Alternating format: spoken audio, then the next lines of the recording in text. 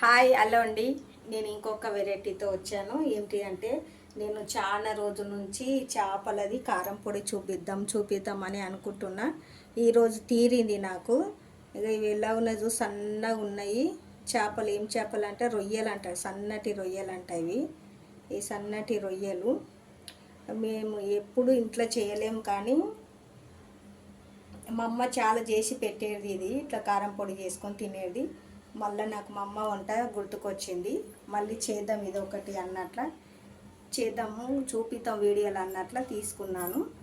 ఒక కప్పు సన్నటి రొయ్యలు, ఒక కప్పు కారం పొడి, ఇక 2 రెబ్బల కరివేపాకు, ఒక 4, 5, 10 ఎల్లిపాయలు, సగం చెంచా జీలకర్ర, చిటికెడు పసుపు, ఉప్పు ఒకటి మర్చిపోయిన, రుచికి తగ్గినంత ఉప్పు. ఇవన్నీ ఇప్పుడు ఎలా చేసుకోవాలంటే, ఒక పొయ్యి మీద చిన్న బాండి పెడదాం. ఇలాంటిది చిన్న బాండి పెట్టి ఫస్ట్ ఇవి వేయించుకుందాం. ఈ రొయ్యలు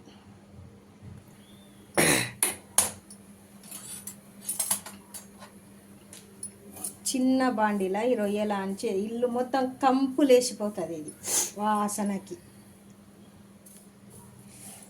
ఇట్లా వేయించుకోవాలి. కొద్దిగా ఇట్లా వేయిన తర్వాత కొద్దిగా ఆయిల్ వేస్తాము. ఫస్ట్ ఇవి వేయించుకోవాలి. ఇది కారం పొడి చాలా బాగుంటుంది. చేసుకొని ఒక డబ్బాలో తీసి పెట్టుకోవాలి. మన వేడివేడి అన్నంలా, జొన్న రొట్టెలా తింటే చాలా టేస్ట్ ఉంటుంది ఇది. ఈ కారం పొడి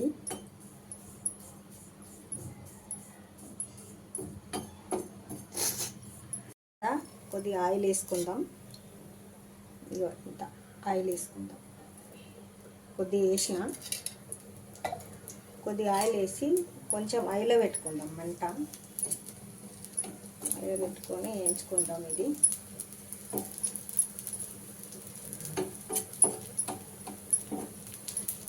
ఇందాక కొంచెం సిమ్లో పెట్టి వేపినాను కదా, ఇప్పుడు ఆయిల్లో పెట్టి వేపుకోవాలి. రొయ్యల చేపలు సన్నగా ఉంటాయి. ఇవి చాలా సన్నగా ఉంటాయి. చాలా కొట్టి పెట్టుకుంటుండే మా అమ్మ ఇది కారం పొడి. ఇది కర్రీ కూడా ఒకసారి చూపిస్తాను. ఇప్పుడు కారం పొడి చూపించిన కదా, ఈ కర్రీ ఎట్లా చేస్తుండేనో మా అమ్మ చూపిస్తాను.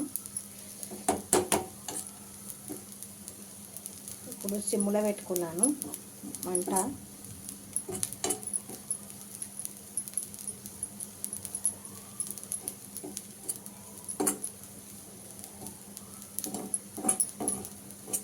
ఇట్లా కంపు వాసన వస్తున్నదో ఇక ఇట్లా ఎంపుకోవాలి. మొత్తము ఇట్లా వేగింది కదా, మొత్తం తీసేసుకోవాలి. స్టవ్ ఏం కట్ చేయలేము, అట్లనే పెట్టి తీసేస్తున్నా. రొయ్యల కారం పొడి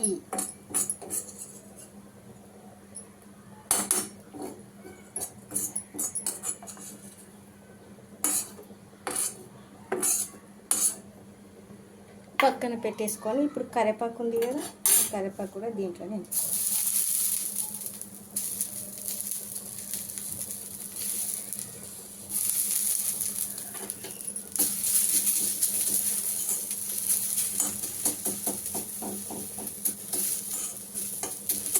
మొత్తం జర వేగాలి. దీంట్లో ఆయిల్ ఏమి వేయలేను, ఉట్టిను అదే ఆయిల్ సరిపోతుంది. కరివేపాకు ఇట్లా గల్లగల్ల సౌండ్ వస్తే చాలు. కరివేపాకు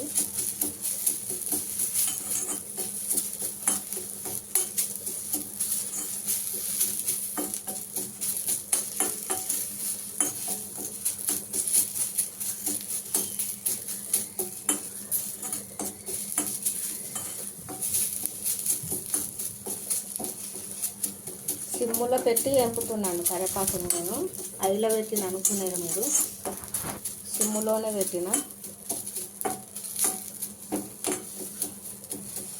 ఇప్పుడు స్టవ్ కట్ చేసుకుందాం.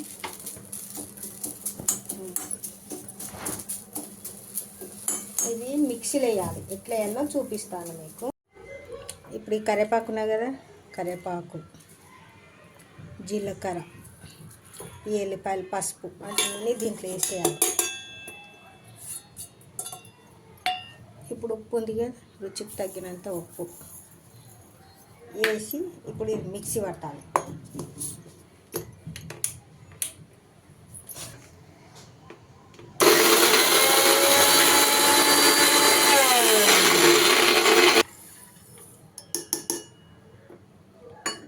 మొత్తం వేసి మళ్ళీ ఒకసారి మిక్సీ పట్టాలి.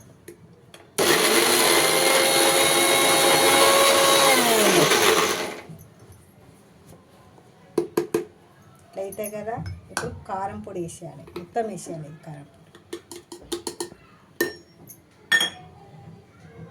మళ్ళీ ఒకసారి మిక్సీ పట్టాలి.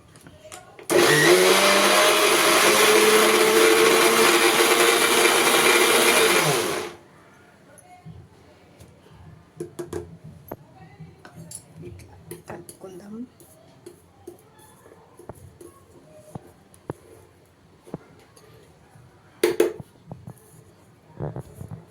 రొయ్యలు ఇదంతా కలుపుకొని మళ్ళీ ఒకసారి మిక్స్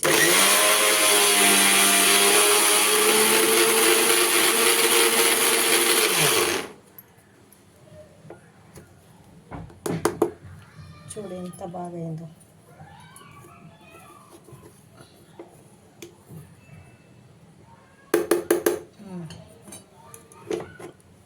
ఇది తీసి ఒక బౌల్లో వేసుకుందాం.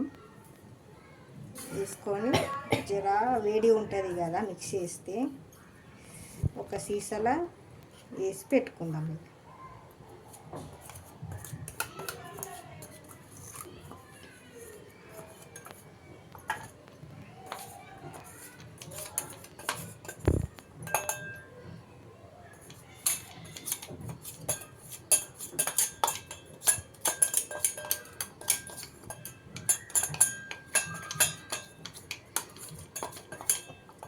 అతుకపోయింది ఎల్లిపాయలు కదా, అందుకే